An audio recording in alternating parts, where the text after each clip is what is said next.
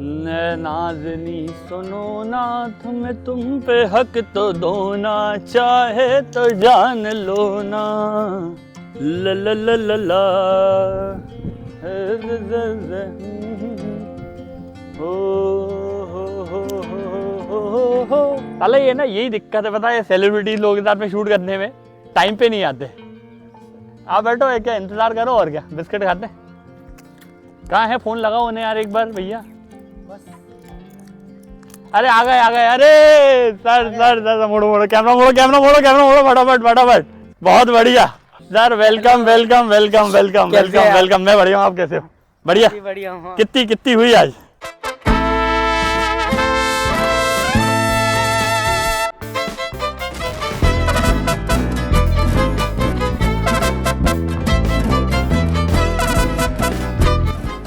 लो cold drink पियो पहले आप। अरे पियो ना, अरे पैसे नहीं लेंगे। पीजिए आप। तो देखो, एक कैमरा वो है सामने जहाँ पे बीच में देखना है, और एक हमारा जो गेम होगा वो जब तक गेम चलेगा तब तक इंटरव्यू चलेगा। ठीक है जी। 2010 में शायद आपको याद हो, जब भारत देश में पहला कॉमनवेल्थ गेम्स होने वाला था, तो उससे पहले तैयारियां होती हैं, स्टेडियम तैयार होते हैं, टेस्ट इवेंट्स होते हैं, और किसी ज़माने के 5000 मीटर मतलब 5 किलोमीटर और 10 किलोमीटर के टॉप रनर, इंडिया के टॉप 10 रनर्स में आने वाले मेरे दोस्त और कई सारे लोगों के गुरु, बहुत सारे लोगों के प्रिय मित्र, और शायद एक बहुत ही उम्दा और एक बहुत ही बेहतरीन इंसान, तो उनका स्वागत करता हूं, और आपका स्वागत है बहुत ज़्यादा। Thank you. मैं सॉरी माफ करना, मैं आपको थोड़ा करेक्ट करना चाहता हूँ। इससे पहले भी एक बार कॉमनवेल्थ हुए हैं। अच्छा, माफी चाहते हैं। कुछ मुझे याद नहीं है। इंडिया में नेहरू स्टेडियम में, जब पहली बार नेहरू स्टेडियम बना था तब, और ये दूसरी बार थे। तो हाँ, एंड मैं उस टाइम पे उस कॉमनवेल्थ के टेस्ट इवेंट का पार्ट होता था उस टाइम पे। मैंने उसमें मैन इवेंट में पार्टिसिपेट नहीं किया, बट कुछ लोग ऐसे होते हैं जो 4-5 लोग होते हैं जो आपके टेस्ट इवेंट में पार्टिसिपेट करते हैं, तो मैं उनमें से एक था। मेरा सौभाग्य था कि रेनोवेशन के बाद में जब स्टेडियम टूट के दोबारा से बन रहा था, तो दिल्ली से मैं उनमें से एक था जो पहली बार उस सिंथेटिक ट्रैक पे भागा था। बचपन कैसा था? मैं रहने वाला बागपत से, यूपी से हूँ, जो दिल्ली से करीब 100 किलोमीटर दूर पड़ता है। अच्छा। अब किलोमीटर की बात मैं इसलिए कर रहा हूँ क्योंकि स्पोर्ट्स से जुड़ा हूँ, रनिंग से जुड़ा हूँ। हाँ। तो मेरे हर चीज़ों में किलोमीटर आते हैं। अच्छा। अब मैं ऑफिस से घर जा रहा हूँ तो भाग के जा रहा हूँ, अच्छा 1.6 किलोमीटर दूर है। भाग के जाऊँगा 5 मिनट 20 सेकंड में पहुँचूँगा, पैदल आऊँगा 15 मिनट में पहुँचूँगा, तो करीब 100 किलोमीटर के करीब है। और मैंने वो बहुत बार डिस्टेंस नापा है। पहले जब डिकैथलॉन में गुड़गांव काम करता था, थोड़ा जवान था, तो 1.25 घंटे में पहुंच जाता था घर। अब थोड़ा मैच्योर हो गया, अब तो 2 घंटे में पहुंचता हूँ। बचपन कैसा था, कहाँ से आए, रनिंग वगैरह का कैसे शौक लगा, कैसे इंडिया के टॉप 10 रनर्स में नाम शुमार हुआ? बचपन थोड़ा सा जैसे एज यूजुअली, पापा छोटे मोटे किसान थे, बहुत ज़्यादा ज़मीन नहीं है, तो थोड़ा स्ट्रगल ज़्यादा थी उस टाइम पे। 90s के बच्चों से आप अगर पूछोगे तो सबका यही हाल है ज़्यादातर तो, पर मेरे टाइम पे थोड़ा टफ था। उस टाइम पे हम 6 भाई बहन थे, तो उतना चीज़ें घर में जो सुख सुविधा होनी चाहिए उतना था नहीं चीज़ें। हाँ, थोड़ा ये था, बट हाँ मुझे लगता है कि हर किसी को जीवन में, मैं अगर बात करूँ तो जो मैं अपने बच्चों पे भी अप्लाई कर रहा हूँ कि टाइम पे बच्चों को चीज़ें मत दो, उनको उस चीज़ के लिए उनको उसकी वैल्यू बताओ। एक बार मुझे लगता है कि मेरा बेटा मेरे से मांग रहा है कि नहीं मुझे जूता चाहिए 3000 का, और मेरे पास 3000 रुपये है, तो मैं उसको टाइम पे नहीं दूंगा। अगर मैं उसको टाइम पे दे देता हूँ तो वो उसकी वैल्यू नहीं समझेगा। जैसे हमें पता है, अगर हमारे पिताजी ने हमें उस वक्त चप्पल दिलवाई थी तो हमें पता था बेटा गुम हो गई ना तो अगली बार नहीं मिलेगी, पूरी सर्दियाँ या पूरी गर्मियाँ, पूरा सीजन हमें चप्पल के बिना काटना पड़ेगा। तो एक वैल्यू पता होनी चाहिए। और मैं एक और बात कि ज़मीन से जुड़ा आदमी हूँ, गाँव से नाता है, तो मैं चाहता हूँ कि हर किसी इंसान को अपने बच्चों को एक बार गांव में ज़रूर लेके जाना चाहिए। कल्चर दिखाए, स्ट्रगल दिखाए, उनको दिखाए कि हाँ गांव के लोगों का कल्चर कैसा है, कितनी मेहनती है, क्यों वो ऐसे हैं, जो उनका नेचर होता है इतना सॉफ्ट कैसे हैं, हार्ड वर्किंग कैसे है, वो सारी चीज़ें पता चले।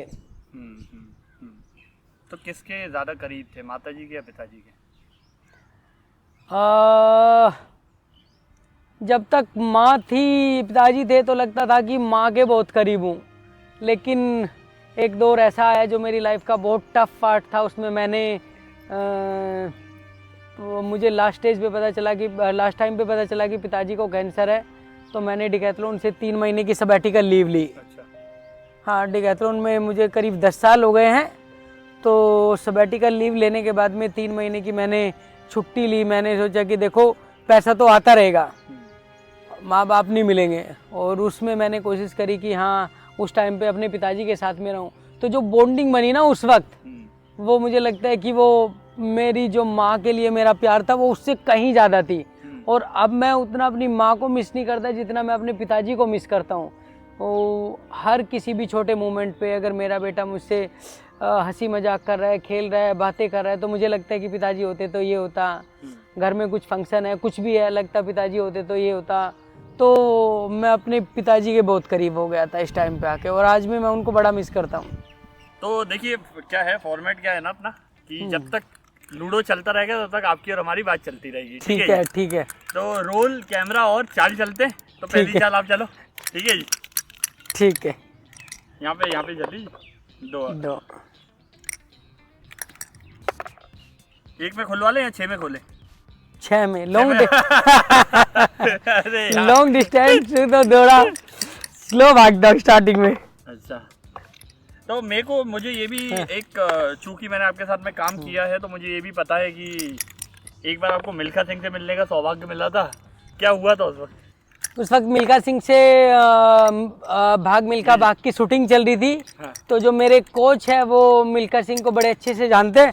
उस वक्त उन्होंने मुझे मिल्खा सिंह से मिलवाया, तो बातों बातों में उन्होंने मेरे पूछ लिया कि ये मुंडा कौन है। हाँ। तो सर ने बोला मेरा ट्रेनी है, अच्छा भागता है। उस टाइम पे मैं 15 मिनट के आसपास की रेस भागता था, और 15 मिनट की रेस बड़ी अच्छी होती है उस टाइम पे, इंडिया के 5 किलोमीटर। तो उस और 32 मिनट में 10 किलोमीटर, वो अच्छा टाइम होता था उस टाइम पे। अच्छा। तो उन्होंने बोला कि 5 मिनट 15 मिनट में 5 किलोमीटर 15 मिनट में भाग जाता है। तो मिल्खा सिंह जी ने बोला ओ यार कोई टाइम है तो कुत्ते को डंडी मार दे, कुत्ता भाग ले। हाँ, वो बात अलग है कि उनके लिए वो छोटी चीज हो सकती है। उन्होंने 80 में से 80 रेसें 100 में 80 में से 80 रेसें जीती है, तो उनके लिए तो छोटी चीज थी। पर हाँ, हमारे लिए थोड़ा मुश्किल था। अच्छा। अरे क्या बात है, क्या बात 6 आ गया सर मेरा। चलिए सर, चलिए। खुल गई आपकी गुड्डी। अरे चलिए, हमारी भी गुड्डी। 2 तो चड्डी कौन से साइज की पहनते हैं? चड्डी मीडियम साइज की। Medium size. किस तरीके की पसंद है तेरे, वो बॉक्सर वाली या जो वी वाली होती है, कैसी पसंद है? देखो पसंद तो वुमेन की है, बट अरे यार। बट पहनते मेंस वाली है। अच्छा, कितना आया था आपका? 2 आया था। 2 चलिए ना, एक आया। हाँ, वो वहाँ से हाँ, चालू है ना? 2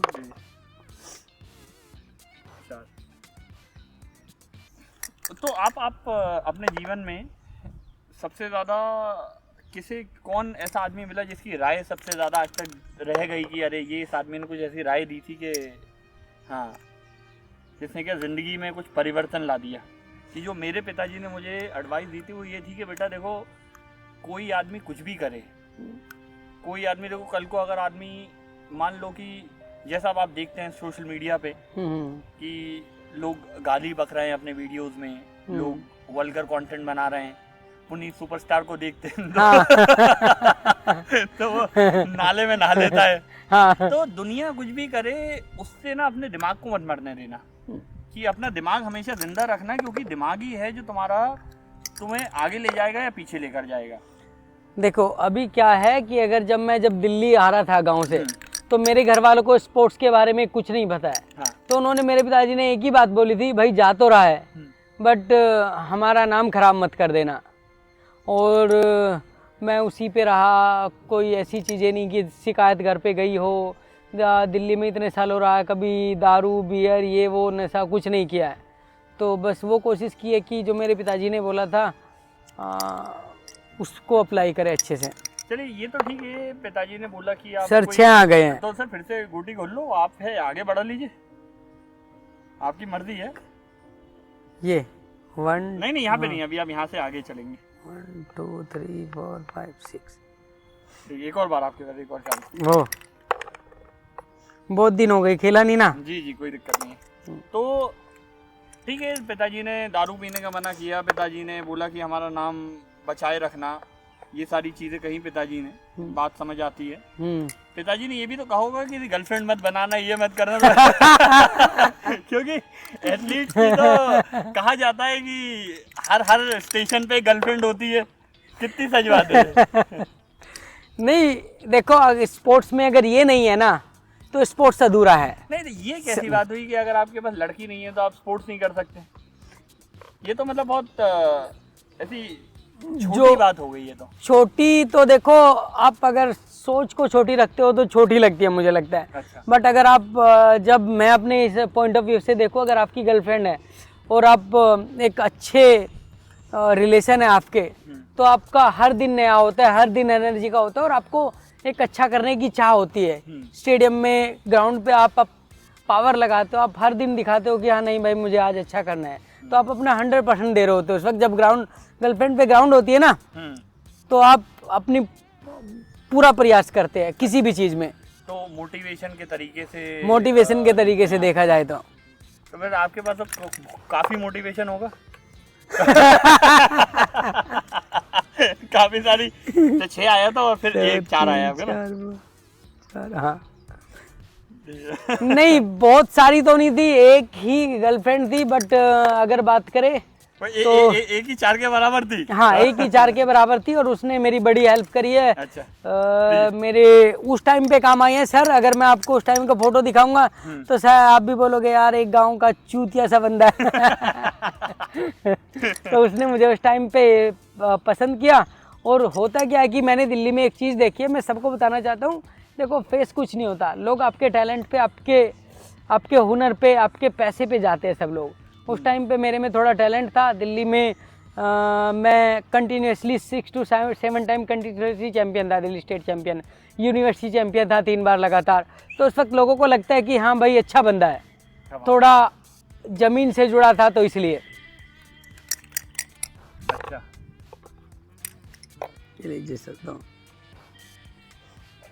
तो कैसा रहा, मतलब जब बागपत से यहाँ पे ही रहते थे या रोज आते थे, कैसा क्या जर्नी थी? उस वक्त जब मैंने स्पोर्ट्स किया ना स्टार्ट, तो उस वक्त होता क्या था कि उस वक्त मुझे था कि ओलंपिक खेलना है। अच्छा। बस और कुछ नहीं था। हाँ। सुबह 10 बजे घर से चलता था, बड़ा टफ जर्नी थी उस टाइम पे।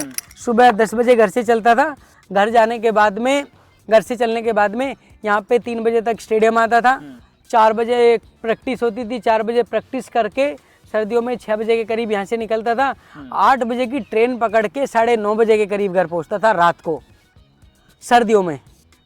तो वो बड़ा टफ जर्नी थी। आप अगर देखा जाए तो 1 घंटे की ट्रेनिंग के लिए आप करीब 10 घंटे 12 घंटे लगा रहे हो। और इन सभी चीज़ों के बीच में एक हर शनिवार को रेस होती थी, जिसे जीतने के बाद बहुत सम्मान भी मिलता था और शायद कुछ इनाम भी मिलता था आपको। वो मेरी लाइफ का बेस्ट पार्ट था उस टाइम पे। उस रेस में मुझे 70 रुपये मिलते थे। संडे में स्टार्ट होता था, हर संडे को स्टार्ट होती थी वो रेस सुबह 7 बजे। तो मैं सुबह 4 बजे उठ के, 4 बजे से एक ट्रेन होती थी मेरी, उसको पकड़ के सुबह सुबह पुरानी दिल्ली उतर के बस में स्टॉप चला के 502 में और मेजर ध्यानचंद स्टेडियम से रेस स्टार्ट होके 2 लैप लगते थे 2.5 किलोमीटर के। उसमें मुझे 70 रुपये मिलते थे और वो 70 रुपये मेरे 7 दिन के 10 रुपये पर दिन के केले खाने के काम आते थे। तो उस रेस ने मेरा बड़ा सपोर्ट किया है। जब तक मैं सेकंड आ रहा था तब तक रेस हो रही थी, जब तक मैं फर्स्ट आने लग गया रेस बंद हो गई। नहीं तो देखिए इतना 6 आया है आपका। हाँ। चलिए 1 2 3 4 5 6। तो अपना फिर से एक और बार। अब आपने इतना अच्छा सपोर्ट किया, सब कुछ किया, लेकिन कहीं ना कहीं समाज के नज़रिए से देखें, कहीं ना कहीं एक ऐसी तरीके से देखिए कि इतनी मेहनत करी, इतना सब कुछ किया, लेकिन फिर भी कहीं पे इतना बड़ा नाम नहीं है, कहीं पे आपकी इतनी बहुत ज़्यादा माफ़ करिएगा, लेकिन जो एक फेमस स्पोर्ट्समैन होते हैं, जो एक बड़ा स्पोर्ट्स पर्सन होता है, उनका एक अलग एक ऑरा होता है कि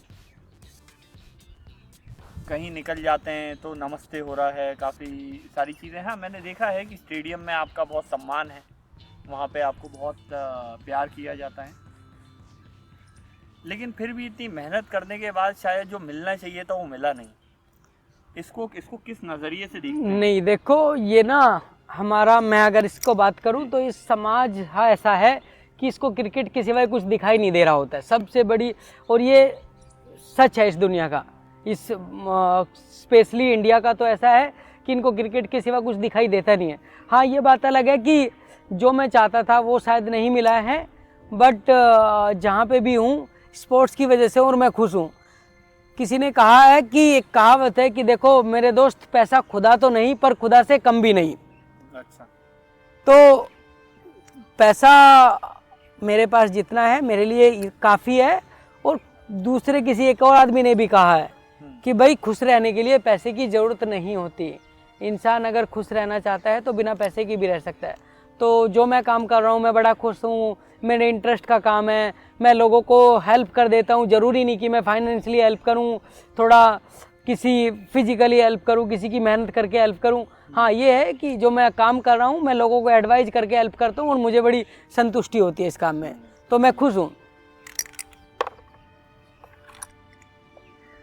कोई ऐसा आदमी रहा जिससे मिलने का मन करता हो, कि कोई ऐसा आदमी जिससे मिलने का मन करे कि हाँ यार ये इस आदमी से मिलना रह गया ज़िंदगी में,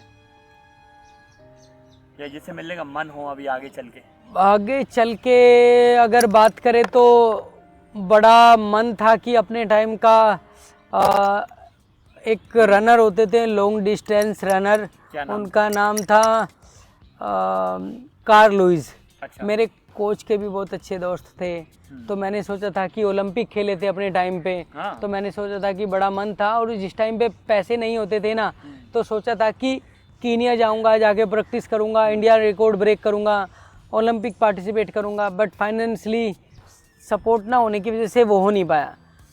तो ये है कि बस वो मन में रह गया। और नहीं तो ये बात तो ऐसी भी हो सकती है ना कि शायद आप में उतना टैलेंट था ही नहीं कभी।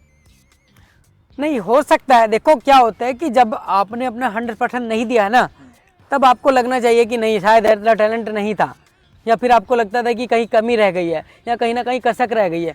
बट जब आपने अपने स्पोर्ट्स में 10 से 15 साल दिए हैं, और उसके बाद में जब आपको समझ में आता है कि हाँ भाई आपने अपना 100% दिया है, तब आपको लगता है कि हाँ बाहर की चीज़ों से ज़्यादा फर्क नहीं पड़ता। हाँ, तो इसलिए मैं उतना उस चीज़ को लेके कभी पछतावा नहीं करता कि मैंने अपनी तरफ से अपना पूरा 100% दिया है, मैंने अपनी तरफ से पूरी कोशिश करी है।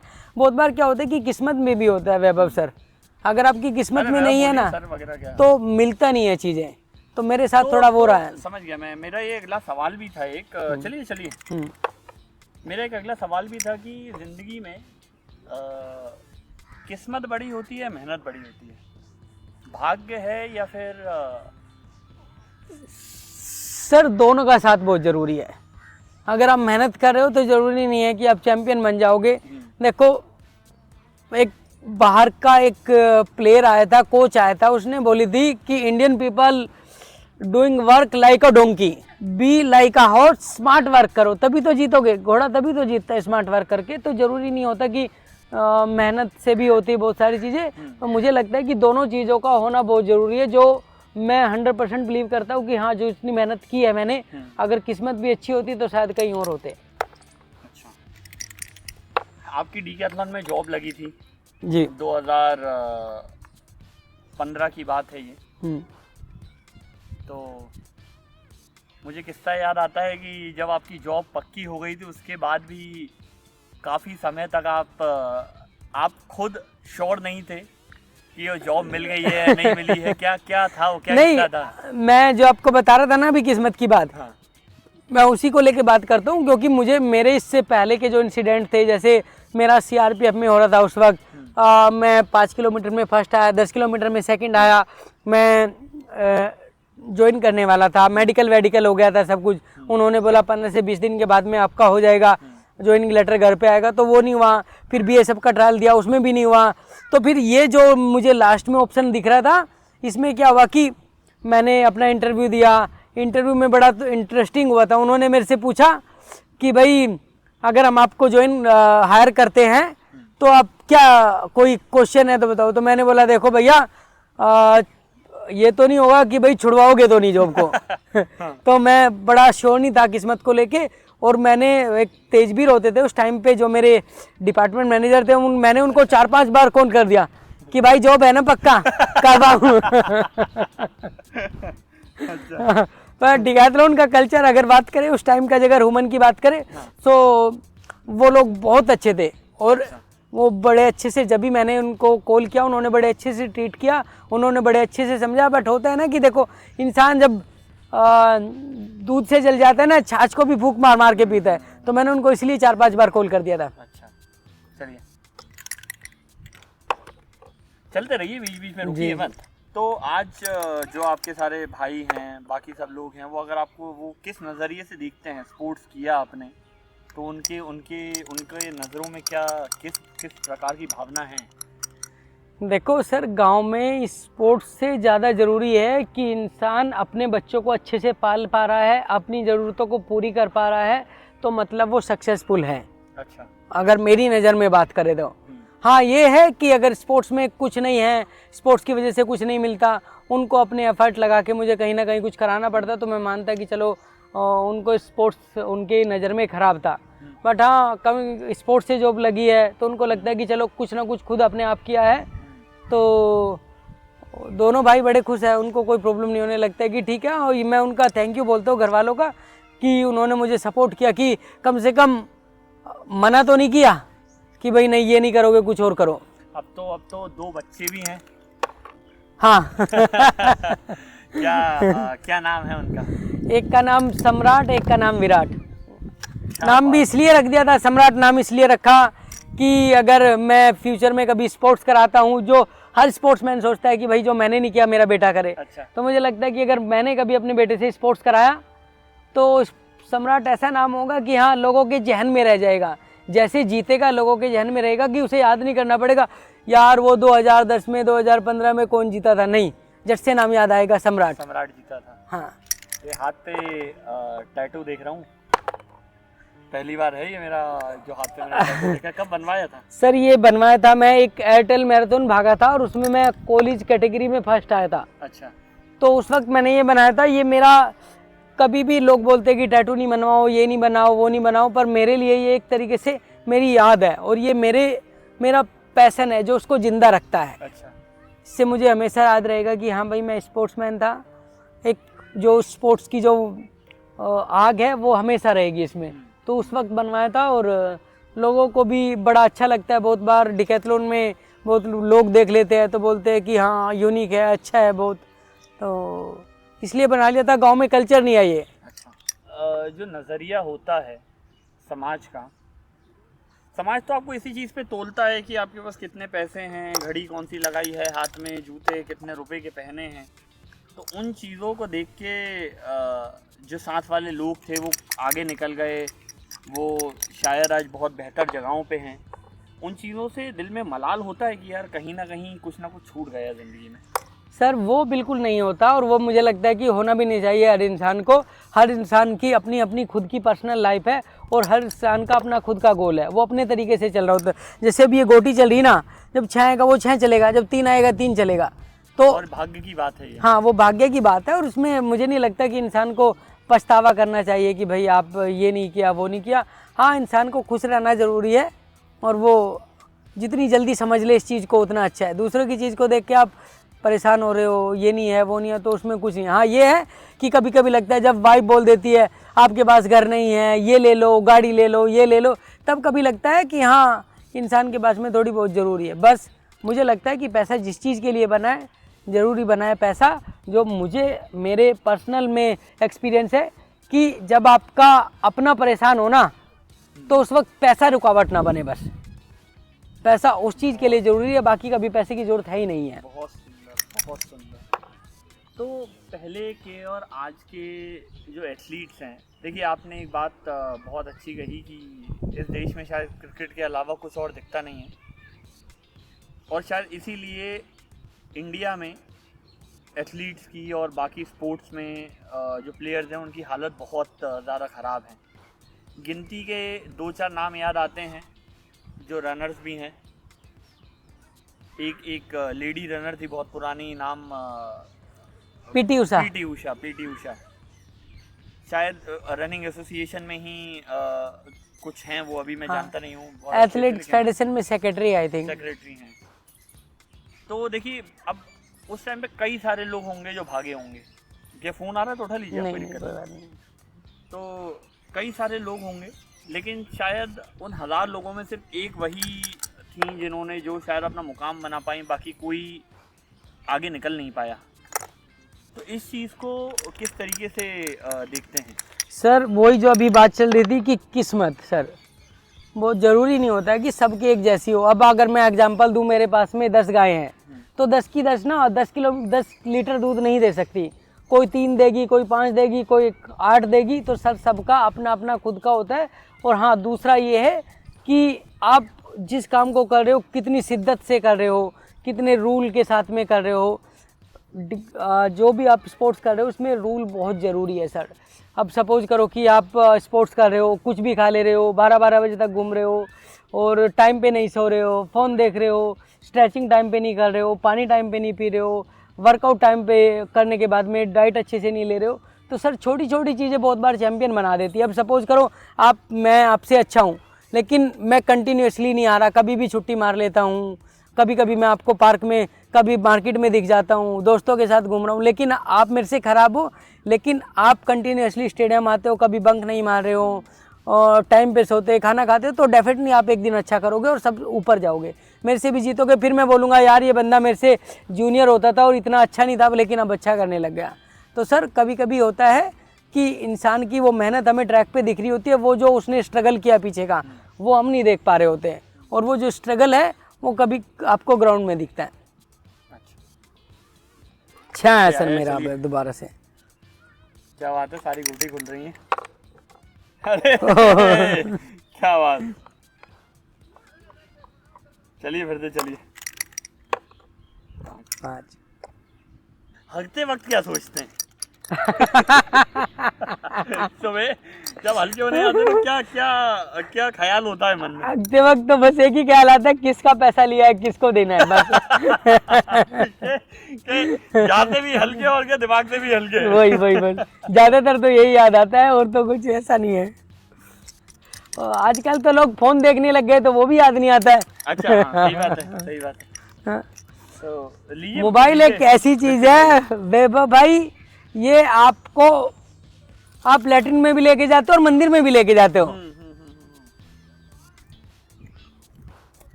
इंसानी जिस्म का हिस्सा हो चुका है आज की तारीख में मोबाइल, तो आप उससे कितना भी निजात पाना चाहें बहुत मुश्किल है।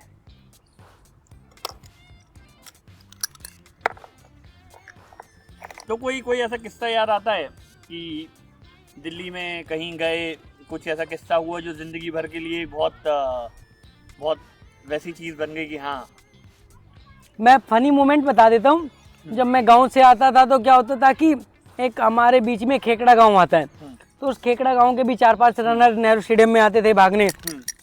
उस वक्त सुबह सुबह जो रेस होती थी उसमें 70 रुपये वाली में, तो क्या था कि उस रेस में जब आते थे तो हम पुरानी दिल्ली उतर के फिर बस में स्टॉप चला के आते थे 502 में। तो उस वक्त भी ऐसे ही कर रहे थे, तो एक कंडक्टर आया, कंडक्टर ने बोला भाई टिकट। अब सुबह सुबह की बात है, उसको भी बुरा लगता है। हमने बोला स्टॉप है, तो जिद करने लग गया।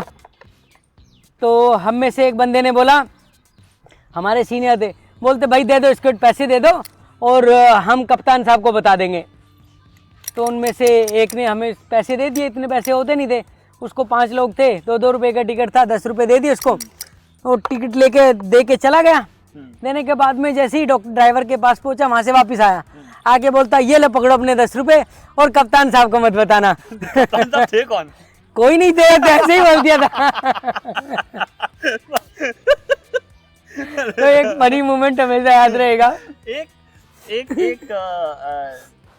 देखिए, हमने साथ में काम भी किया है लगभग 1 साल तक, तो एक किस्सा आपने सुनाया था चोर बाजार वाला। हाँ, चोर बाजार वाला। तो क्या था किस्सा? तो उस वक्त भी ऐसे होता था कि स्टेडियम में सुबह रनिंग करते थे, 70 रुपये मिलते थे, तो कभी कभी चोर बाजार घूमने चले जाते। तो उस वक्त हम 3 लोग थे, उनमें मेरा एक रूम पार्टनर था और एक और हरियाणा का लड़का था। हम 3 लोग गए घूमने चोर बाजार में। उस वक्त चोर बाजार लगता था इंदिरा गांधी स्टेडियम के पीछे। अच्छा। तो जो हमारा एक दोस्त था, उसका पीछे से उसने मोबाइल निकाल लिया, तो लकीली हमने देख लिया। अब वो निकाल के बहुत तेज भागा। अब हम, उसको पता नहीं था कि हम रनर है। अच्छा। तो हमने उसका पीछा किया, वो भाग के स्टेडियम में अंदर कूद गया, हम भी कूद गए। अब वो कितना भागता, 100 मीटर और भागा अंदर। हाँ। और भाग के बैठ गया जाके।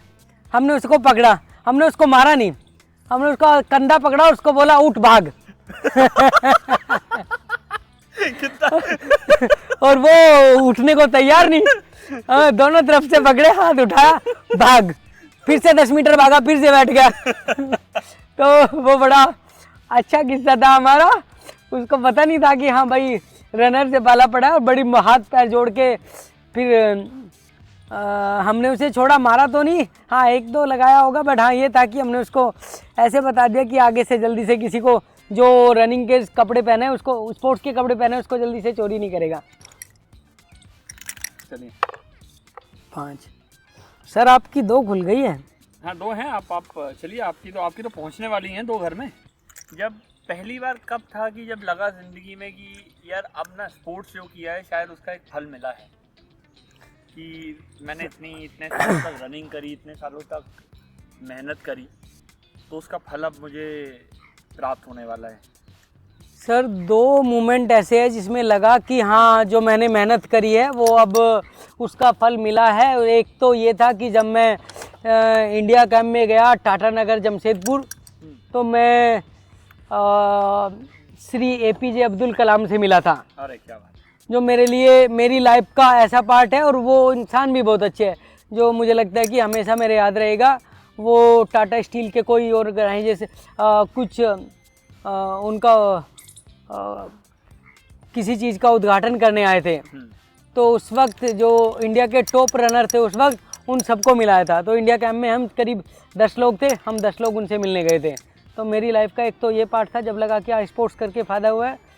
दूसरा स्पोर्ट्स करके फ़ायदा लगा है कि जब मैं पहली बार मुझे ऑफ़र लेटर मिला, डिकैथलॉन में इंटरव्यू देने गया, तो मैं सोचता था कि इससे पहले मेरी जॉब 8,000 रुपये की थी। तो जब उन्होंने मेरे से पूछा कि हाँ भाई कितना एक्सपेक्ट कर रहे हो, तो मैंने बोला देखो सर पहली जॉब 8,000 रुपये, तो 10,000 रुपये दे दो।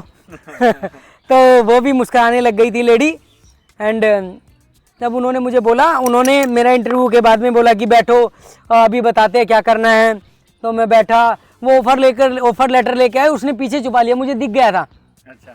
तो उसने बोला आपको क्या लगता है कि आपका हो गया होगा? मैंने बोला कि हाँ मैंने अपना 100% दिया है और शायद मेरी तरफ से तो हो गया होगा। तो जब उसने मुझे ऑफ़र लेटर दिया और उसने मुझे बोला कि आपकी सैलरी उस वक्त में 26,000 थी, तो मेरे लिए मेरी आंखें नम हो गई थी। थोड़ा मैं स्पोर्टमैन हूँ, उतना ज़्यादा जल्दी से तो इमोशनल नहीं होता, बट हाँ ये था कि 8,000 वाले के लिए 26,000 रुपये बहुत ज़्यादा हो जाते हैं। तो मेरे लिए थोड़ा इमोशनल मोमेंट था और मुझे लगा कि हाँ स्पोर्ट्स करके कुछ तो फ़ायदा हुआ है उस वक्त। सर मेरा फिर से 6 है। फिर से खोल लीजिए। तो चलिए 5। कभी बहुत ज़्यादा ऐसा महसूस हुआ कि यार डर का एहसास कब हुआ कि अब इस वक्त बहुत डर लग रहा है, हालातों से या किसी और चीज़ से? सर देखो डर तो तब लगता है जब आपको खोने का, जब आपके पास कुछ हो। मेरे पास उस वक्त जब मैंने स्टार्ट किया था उस वक्त ऐसा कुछ था ही नहीं कि मेरे पास कुछ खोने को था, कभी ऐसा लगा ही नहीं। हाँ डर की बात यह है कि जब पिताजी गए तब उस वक्त बहुत ज़्यादा ये हो गया था कि अब लाइफ में क्या होगा, क्योंकि मैं घर में सबसे छोटा हूँ और मुझे ना चीज़ों का पता नहीं है कि हाँ कैसे क्या होता है, दुनियादारी बहुत ज़्यादा नहीं जानता हूँ, ये सब चीज़ें नहीं जानता कुछ, तो इसलिए मुझे लगा कि हाँ लाइफ का जो एक अहम पार्ट है वो ख़त्म हो गया है। अच्छा, जिंदगी को किस किस तरीके से देखते हैं, कितनी कठिन है, कितनी आसान है, क्या एक चीज़ है जो शायद आप आज की जो जनरेशन है, जो आज के एथलीट्स हैं, उनमें वो है या नहीं है, ऐसा क्या क्या चीज़ है वो, क्या नज़रिया है वो?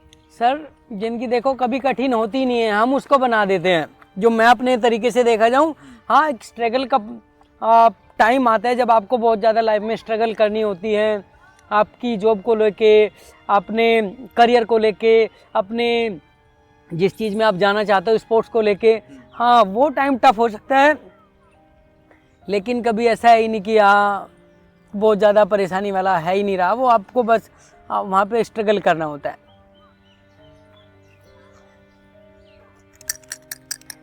अब चूंकि देखिए हमारे पास समय की भी थोड़ी कमी है, तो हम इसे ऐसा रखते हैं लूडो को कि जिसकी भी पहले 2 गोटी अंदर जाएंगी उसकी जीत मानी जाएगी। ठीक है, चलिए आपकी चांस है। 3 1 2। अरे क्या बात है, पहली वाली तो चली गई, बहुत बढ़िया। चलिए, कुछ मलाल रह गया है अभी भी जिंदगी में? हाँ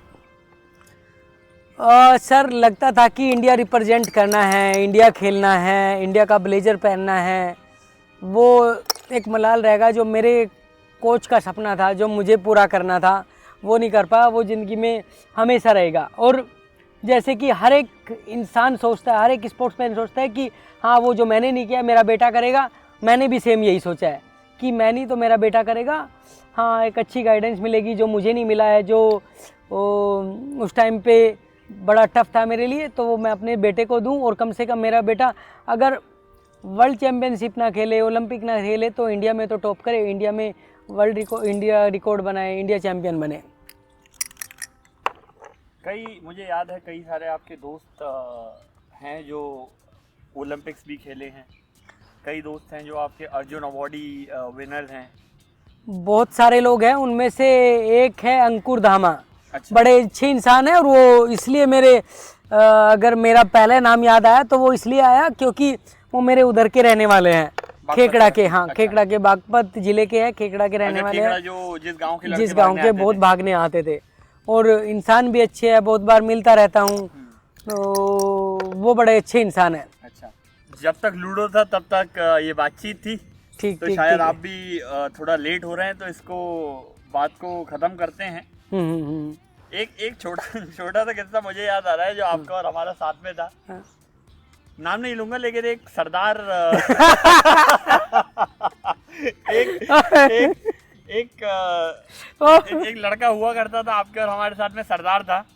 तो उसने अमृत चखा हुआ था, और जहाँ तक मुझे जानकारी है, जो भी सरदार होते हैं जिन्होंने अमृत चखा हुआ होता है, वो किसी का झूठा नहीं खा सकते, और बहुत नियम कायदे के अनुसार चलना होता है, टाइम से नहाना, टाइम से बाकी सारी चीजें करना। तो आगे की बात आप बताइए।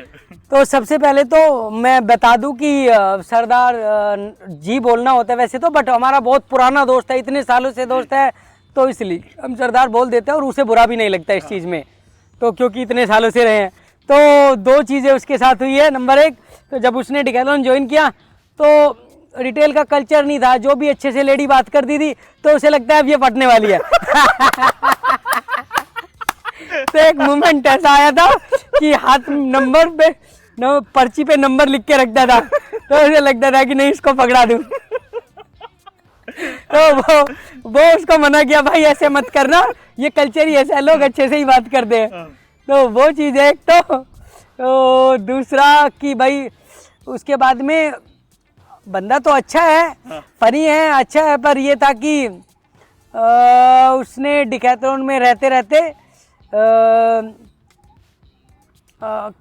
अपने आप को यहाँ तक लेके आया। अभी उसने डिकैथलॉन छोड़ा है। और पहले एक ऐसा सरदार देखा हूँ जो एक डिकैथलॉन में लड़की को उसने प्रपोज किया था, लड़की अच्छी थी, उसने सिंपल सा मना कर दिया था, देखो गुरपाल, मैं ना इस चीज़ों में पढ़ती नहीं हूँ, मेरा बॉयफ्रेंड है, तो मुझे आगे से कॉल मत करना। वो भाई ने अमृत चखा हुआ था, भाई ने दारू पी ली बियर पी ली, मतलब कि। और दोस्त भी ऐसे, दोस्त बोल रहे वहाँ पे हम जहाँ हम रहते थे वहाँ पे मोर बोल रहे थे, तो बोलते एक दोस्त बोलते भाई देखो मोर ने बोल दिया, तो मोर भी हाँ कर रहा है बोल दे। तो फिर इसी के साथ में आप भी जाइए, हम भी जाते हैं, संडे है। थैंक यू सो मच इसके लिए कि आपने देखिए, सबसे पहले तो मैं कहना चाहता हूँ कि आप यहाँ पर आए, आपने टाइम निकाला इतना ज़्यादा हमारे साथ में, और मैं बहुत सौभाग्यशाली भी महसूस करता हूँ कि आपके साथ में काम करने का मौका मिला। सिर्फ आपके साथ में ही नहीं, कई सारे ऐसे लोग थे जिन्होंने उस समय पे ज़िंदगी को ना एक बहुत सही तरीके से दिशा दी, जिन्होंने काफ़ी सारी चीज़ें सिखाई। आप थे, अक्षत भाई थे जिन्होंने साथ में काम किया, हेमा साथ में थी जो काम करती थी, और भी कई सारे लोग आए थे। नेहा शर्मा थी, एक स्टोर मैनेजर मोहाली में, परमार था, कई सारी। परमार से हालांकि सीखने से ज्यादा क्या नहीं सीखना है क्या नहीं करना है वो पता चला, लेकिन फिर भी कई सारी ऐसी चीजें। मैं एक और थोड़ा सा बोलना चाहता हूँ कि मैंने अपने फ्रेंड्स के नाम लिए, इनमें एक और लड़की है जो बहुत अहम भूमिका निभाती है, जिसने मेरे बुरे टाइम में भी मेरे काम आई है, जिसका नाम है नीतू। आजकल डिकैथलॉन में ही काम करती है, और आज अगर मैं उसे अभी फ़ोन करके बोलूँ ना कि मुझे 10,000 रुपये की ज़रूरत है, तो वो एक बार तो बोलेगी कुत्ते क्यों चाहिए। अच्छा। हाँ, बट हाँ ये है कि जब मैं बोलूँगा इसलिए, तो वो तुरंत बोलेगी, चाहे उसे उसके पास नहीं है, कहीं ना कहीं से करके देगी, पर पैसे ज़रूर देगी। तो मेरे बुरे वक्त में हमेशा काम आई हैं, एक लाइफ का पार्ट बन गई है हमारी लाइफ का। मैं उसको हफ्ते में अगर कॉल नहीं करता ना तो रील आने लग जाती है, कुत्ते कहाँ है, मर गया क्या, ये है वो है। तो कुल मिला के जो निचोड़ है, आपने स्पोर्ट्स में शायद मेडल कमाए, कई जगहों पे सम्मान पाया, लेकिन सबसे मुख्य चीज़ जो कमाई वो शायद लोग कमाए। सर मुझे लगता है कि वही ज़रूरी है एक टाइम के बाद में। अगर आप आज की जनरेशन में और पहली जनरेशन में देखेंगे, तो अगर जो स्पोर्ट्समैन है, आज के असली स्पोर्ट्समैन है, तो एक बार परफॉर्मेंस आने के बाद में फिर वो अपने सीनियर से बात नहीं करते, एक ईगो एटीट्यूड आ जाता है, जो कि स्पोर्ट्स में वो चलता नहीं है। क्योंकि परफॉर्मेंस ना आपकी कभी हमेशा रहेगी नहीं, 2 साल 3 साल उसके बाद में फिर आपका कोई और नया बाप आ जाएगा। तो आपको अपनी हदों में रहना चाहिए, आपको अपने जो स्पोर्ट्स का तरीका है उस तरीके से चलना चाहिए, रूल रेगुलेशन के साथ में। तो आज के लोगों में वो नहीं है जो कि हमारे टाइम में था। जैसे कोई जूनियर मुझे राम राम करते हैं, कुछ सीनियर ऐसे जिन्हें मैं राम राम करता हूँ अभी भी। तो वो बहुत ज़रूरी है, और तभी आप एक अच्छे स्पोर्ट्समैन से आप मिलोगे, आप देखोगे तो वो लोग ऐसे हैं कि आपसे बड़े अच्छे से बात करेंगे। वो आपको जानते नहीं ना, तब भी आपसे ऐसे मिलेंगे जैसे आपसे जानते हैं। क्यों? वो स्पोर्ट्समैन अच्छे इसलिए बने क्योंकि इंसान अच्छे थे। तो फिर इसे ख़त्म करते हैं। हालांकि मन नहीं कर रहा है, मन कर रहा है कि और बात करते रहें, क्योंकि पुराने कई सारे किस्से भी याद आ रहे हैं, लेकिन समय की भी सीमा है। ऐसा जी। लगता है कि नीतू का ही फ़ोन आ रहा है। देखिए, काफ़ी सहयोग की बात है, एक बार आप बात करना चाहें तो कर लें। चलिए, तो इसी के साथ में ख़त्म करते हैं बातचीत को। तो आपका बहुत शुक्रगुजार हूँ, आप आए, आगे भी आपसे मिलता रहूँगा। और बहुत कम लोग होते हैं जिनसे बिना मतलब के बात करने का मन करता है, क्योंकि आजकल क्या है कि लोगों का फ़ोन तभी आता है जब उन्हें कोई ज़रूरत है, कोई चीज़ चाहिए है। लेकिन आपसे मैं भी करता हूँ कभी पैसे के लिए नहीं, ठीक है, मैं नॉर्मल भी कर लेता हूँ बातें। चलिए तो ख़त्म करते हैं इसे। तो ये 15 मिनट वाला इंटरव्यू कितनी देर चलेगा जी?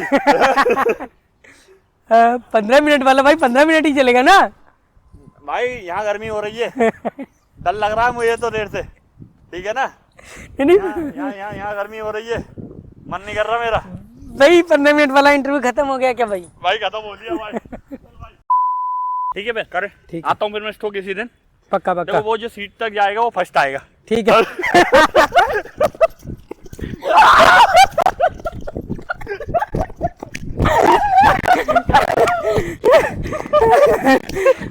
बहुत बढ़िया आया।